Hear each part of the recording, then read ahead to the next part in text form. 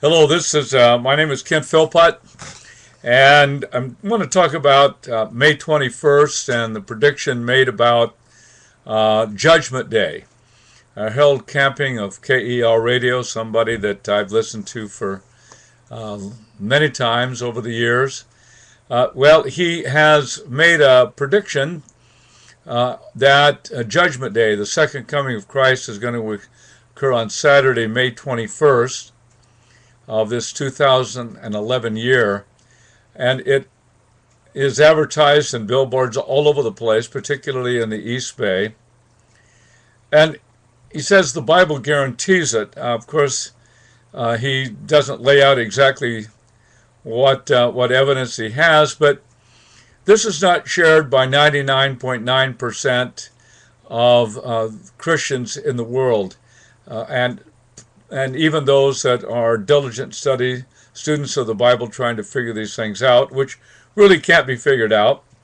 But nevertheless, he has set this date, and I know that he has some followers in the Bay Area and at different parts of the country. My concern is that May 2nd, 21st is going to come along and nothing's going to happen. And then we're going to be a week from today on May 22nd. And there are going to be a lot of people wondering what in the world is going on, what has happened, because so many sincere people, Christian people, Bible-believing people will have grasp a hold of this, the hope of the second coming, which all Christians have. We know and expect that Jesus will return at some unknown point. But here it is for the second time. The first time the prediction failed, but Harold Camping didn't back off, and he has come at it again. I remember after the first failure, he even produced a little book, and when the prediction didn't come, he kind of got angry at the churches and called people away from the churches, of all things, because they stopped supporting what he was doing. You see, this sort of thing happens every once in a while in Christianity. Somebody gets a schematic going, an idea, looking at dates and so on in the scripture that may be indicated about this most momentous event, which is surely going to come, and they have set dates, and it failed. Back in the 1900s, a Baptist farmer by the name of William Miller predicted the end of the world, the second coming of Christ, and gathered followers, and they waited on a hilltop, and there was no second coming. He went home, said he'd made a mistake, came up with a new date, and that one failed again. Nevertheless, a group called the Adventists came out of that. One of the people that were part of that, a woman named Ellen White, who they considered a prophetess early on, said that real Sabbath worship was on Saturday, and that the mark of the beast or of the Antichrist was Sunday worship. And of course, it was anger and rejection of mainstream Christianity because they did not accept the kind of date setting that William Miller did.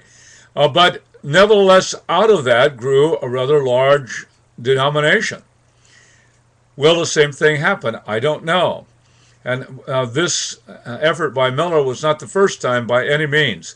In any case, May 22nd is going to roll around, and there are going to be a lot of people be disappointed and going to be humiliated, perhaps have made some financial decisions and done some financial transactions that will damage them. And it could be a very momentous event for many. What Harold Camping will do, I have no idea. I imagine something will be blamed, recalculations will go on. I doubt that there will be any kind of repenting and so on.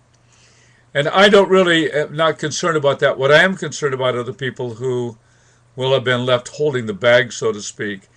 I am pastor of Miller Avenue Baptist Church in Mill Valley, and I'm inviting people to join us, just an informal gathering at our fellowship hall on May 22nd, that's next Sunday at 4 p.m., for discussion, a time to think through these things, a time for prayer. a time for people to recover from this event. And I don't know how many people have been committed to the idea of Judgment Day being May 21st, but I think there have been a significant number, particularly in the Bay Area. And therefore, I think it might be good to have a chance to process, talk about it, think about it, ask questions about it, maybe even to get some recovery from the loss experience of banking so heavily on this day and then it not coming to pass. I have no interest in making anybody feel bad. I just like to have a forum for people to recover from what could be a rather life-shaking event. So our address at Miller Avenue Church is 285 Miller Avenue in Mill Valley, California. My name is Kent Philpot, and welcome to communicate with me. Let me see, I don't really know how. I'll try to put my email address and perhaps phone number, but we're hoping that this event will not be a scandal to people. When Christians do wild and crazy things, oftentimes it has an impact on believers and people who are pretty sure that Christians are a little bit nuts, a little bit out of it, and not to be respected. It's sort of a scandalous sort of event takes place, and so we try to minimize that if we can.